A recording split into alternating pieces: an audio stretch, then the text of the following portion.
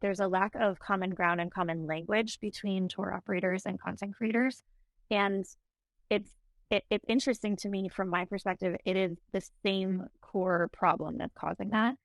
Content creators are traditionally not, professionally trained in content creation. They're pursuing a passion and interest, and they are going down a specific road through self-learning. They're kind of rolling with the new platforms that come up as and when, and they're evolving with Google algorithms all the time. Tour operators are the same. The majority of tour operators are pursuing a passion, right? They maybe didn't go to school for this and don't know how to run the business aspect of it, but they know their stuff. They know their cities. They know their destinations. They know their themes, their topics, and they're passionate about it, and they want to share it with people who are visiting. They're coming from the same space, content creators and tour operators, but aren't collaborating, and they aren't meeting somewhere in the middle.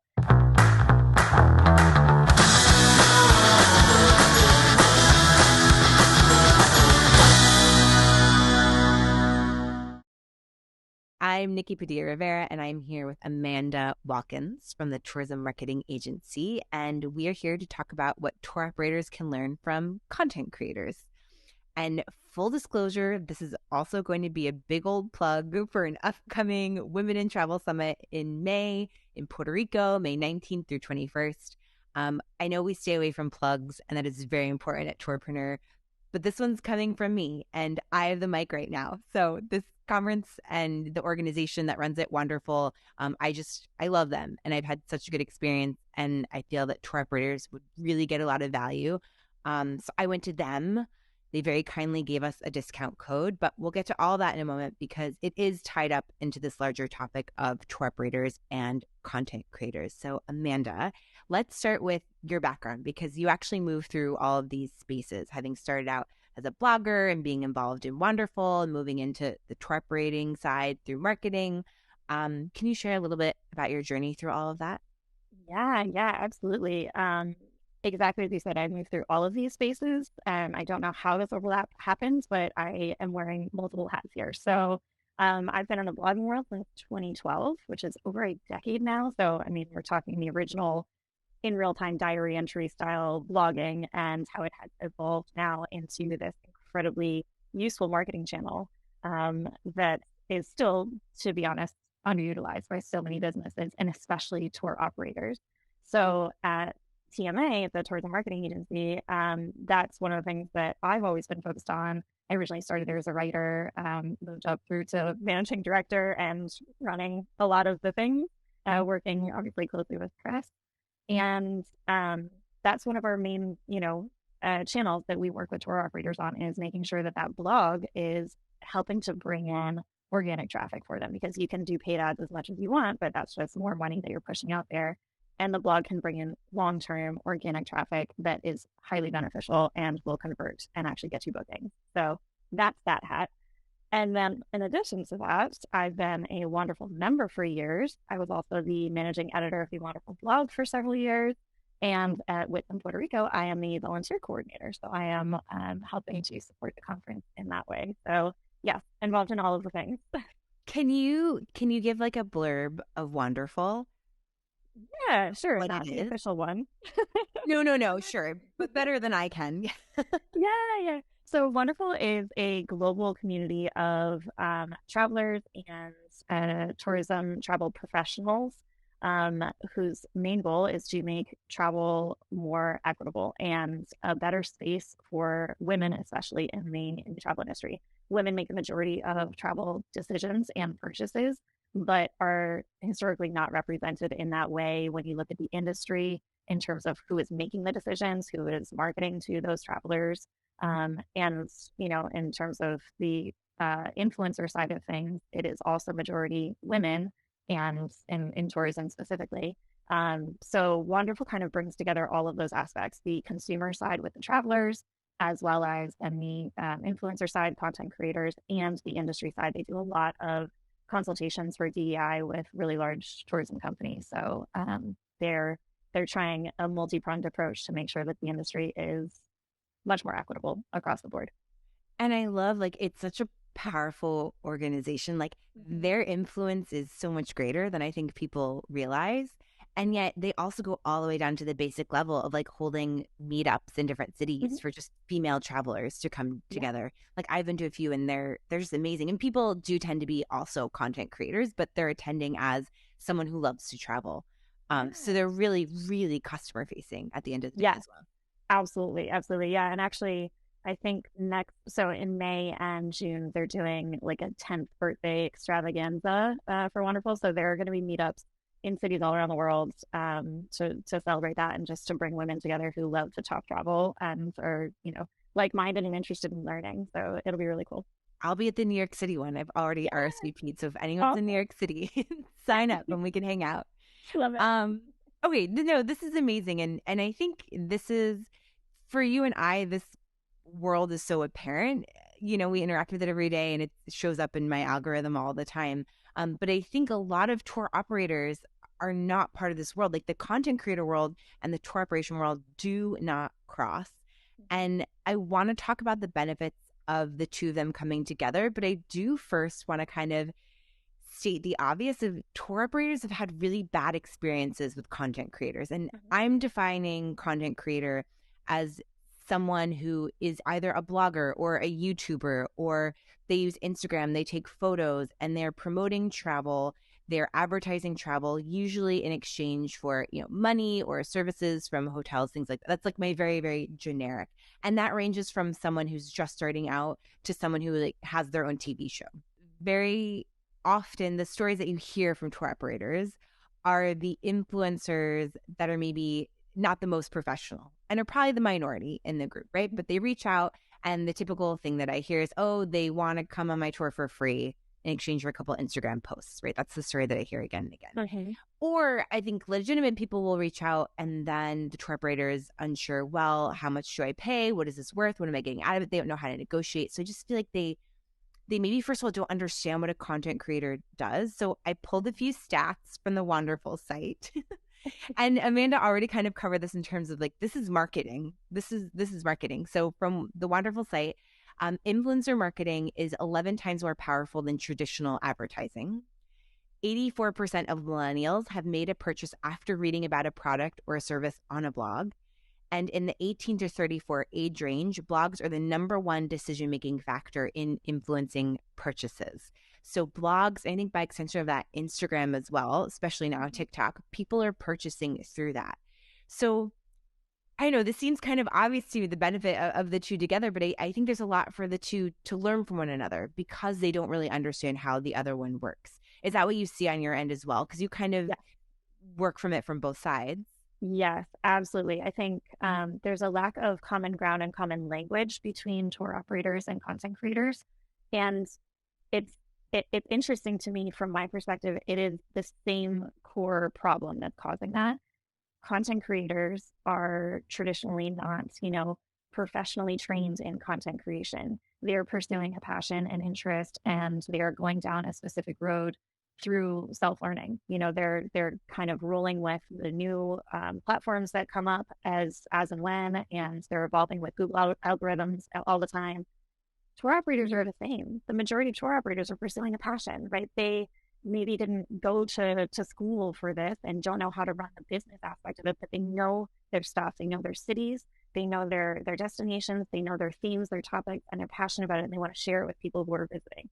They're coming from the same space, content creators and tour operators, but aren't collaborating and they aren't meeting somewhere in the middle. So finding that common language and that understanding, which is exactly what you're saying, that tour operators don't know how much to pay or what the expectations are, and likewise, content creators often don't know how much to charge or what those expectations are. So there's this lack of understanding where they come together in the middle. And I think that's the benefit of an organization like Wonderful. That is their goal: is connecting those who are looking for a marketing channel, a marketing opportunity, with the content creators who already have the audience that you're trying to market to. So that's the connection that we're trying to make here, is to say to tour operators, yes, you're probably getting these, cold pitches from influencers, quote unquote. Someone who says, hey, I have X number of followers on Instagram, or I have a blog and it's, getting such and such traffic per month. But if you don't understand the ROI that you're going to get out of if you're not understanding the the end result that you want, the objective there, and that content creator can't guarantee that, then you're missing the business aspect. You're not speaking the same language there. So I think it's really important for the content creator to know the value that they're providing, and also for the tour operator to understand what the realistic objective of this collaboration could be. They have to know the language that the content creator is using. If they're talking about traffic, if they're talking about engagement, if they're talking about their audience demographics, then you need to make sure that matches your objective. And if neither of you understands the other one's language, then it's, missed opportunities, or it's unfortunate situations where somebody feels like they got the short end of the stick and they're upset about it. That's so well said. And that it's a communication problem, and coming from two sides who aren't really sure how to work with one another.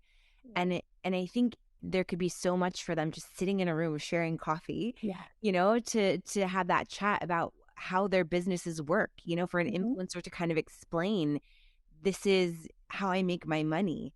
Yeah. This is how I make sure I don't spend too much of my own money when I go on a trip to do something for someone else that I'm now paying out of pocket. And then on the reverse, for a tour operator to share, I don't know, the nitty gritty of, hey, when you come on a tour, even if I already have the tour guide going out, like, I'm still paying because you're taking up a Yep. spot of a paying customer, and I'm breaking even at best on some of these tours, maybe not. Like, Right. I think sharing that kind of stuff, being really transparent, could really help between those two sides. Totally.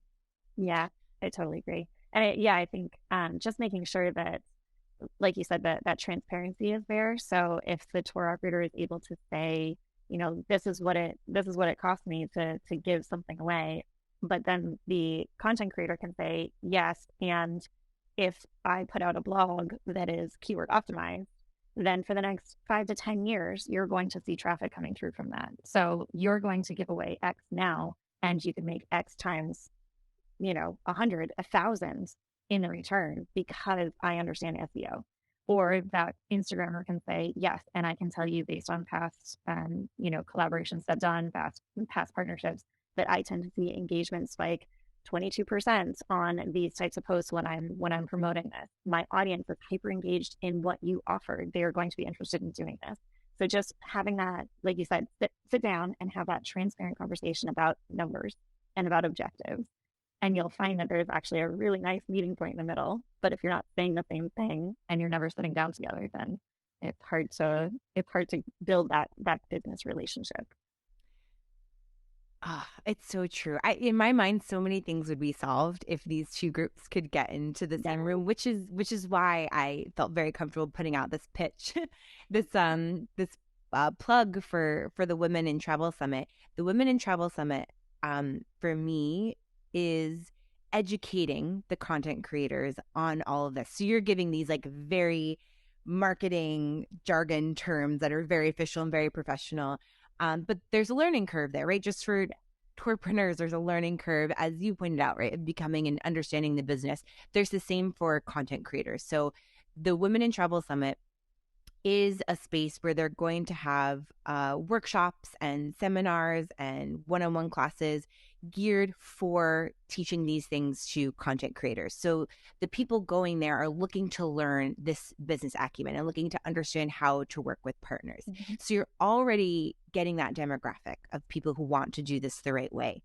I don't know, should we kind of start maybe by sharing like each of our own experiences just as an attendee at WITS? Yeah. So Women in Travel Summit is called WITS. Yeah. Um, you've probably been several times.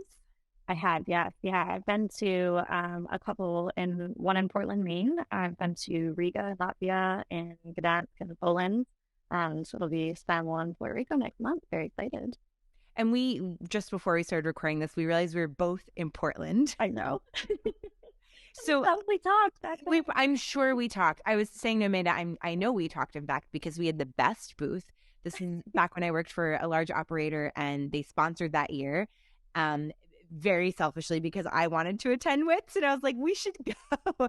So they were very generous. They gave us a booth, but it was a wonderful experience. We set up a booth. A hot tip for anyone attending a customer facing conference: at our booth, we had a postcard making station. So we just got blank postcards that we put like a 10% discount for the tours and, the logo. And then we had stickers and markers. They're just blank postcards. and people could fill them out, address them to whoever they wanted, and we would mail them. So I just took the stack of cards and stuck stamps on them and sent out. But everyone came to our booth and they'd be like, "Oh, are you the postcard booth?"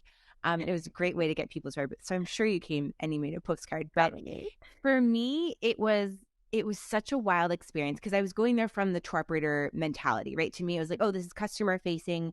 It's going to be like your average customer facing, where we have our booth and we talk to people.